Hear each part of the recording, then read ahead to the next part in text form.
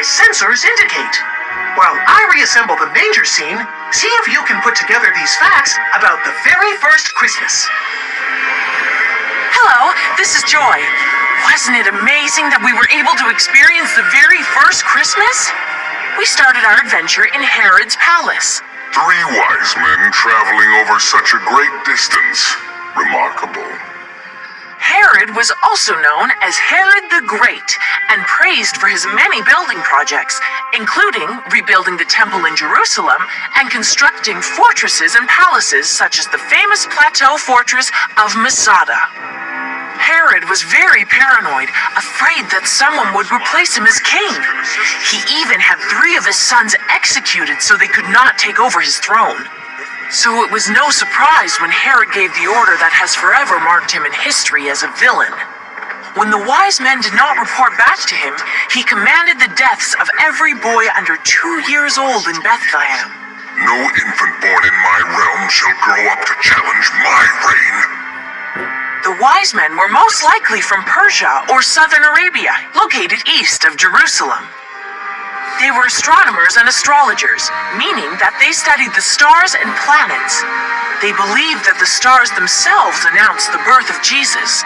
For we have seen his star in the east, and have come to worship him. The wise men may have understood the star's importance by studying Balaam's prophecies. This 3,000-year-old inscription found in an ancient temple in Jordan tells about Balaam. In the book, the Magi brought gifts for the baby Jesus, including gold, frankincense, and myrrh. Frankincense is a resin or gum collected from the boswellia tree. Myrrh is also a gum harvested from trees. All 3 items were very valuable and also easy to carry and to sell. They would have been very useful to Joseph when he would later run from Herod and take his family to Egypt. Herod was the king of Judea, which was under Roman rule while Caesar Augustus was the emperor. Caesar was the one who ordered the census, the reason that Joseph and Mary were traveling. Caesar Augustus, the leader of Rome, has decreed that all the world should be registered. A census lists the names of all the people who live in a certain area. Rome wanted a record of the people to make it easier to tax them. This papyrus mentions a similar census where the people were ordered to return to their hometown so they could be counted. And so, Joseph and Mary headed for Bethlehem.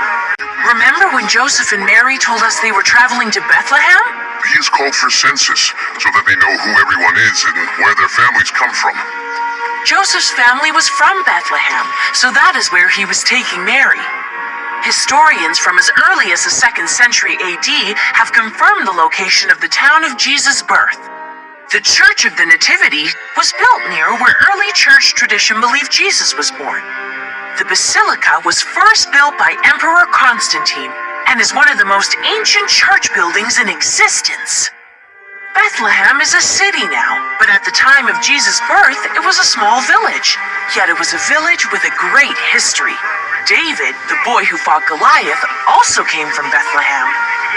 Not only was Joseph from the same village as David, he was related to David. Matthew, the apostle who wrote one of the Gospels, traces Joseph all the way back to David, and then goes further back to show that Joseph was also related to Jacob, Isaac, and Abraham. Many prophecies foretold that Jesus would be a descendant of Abraham and David. For example, Isaiah prophesied that the Messiah would be a root of Jesse, meaning a descendant of David's father, Jesse. There is a type of art called the Jesse tree that represents this relationship. As you can see in this example, Jesse is sleeping with a branch coming out of his side. Above him is his son David, as well as Solomon and more descendants. Jesus sits in the branches at the top. When the angel announced to Mary that she would have a child, he also told her the name to give to the baby. You will conceive in your womb and bring forth a son, and shall call his name Jesus. Jesus means salvation. That would be only one of the titles for the child. Therefore also that Holy One who is to be born will be called the Son of God. For this child, heir of David, root of Jesse, descendant of Abraham, Isaac, and Jacob, wasn't just a baby or even a king. He is our Savior, Redeemer, and the very presence of God. This is love. Not that we love God, but that He loved us and sent His Son for all people. Jesus has... That looks better.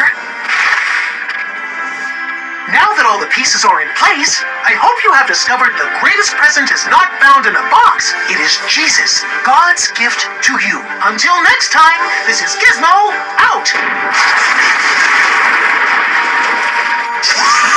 There!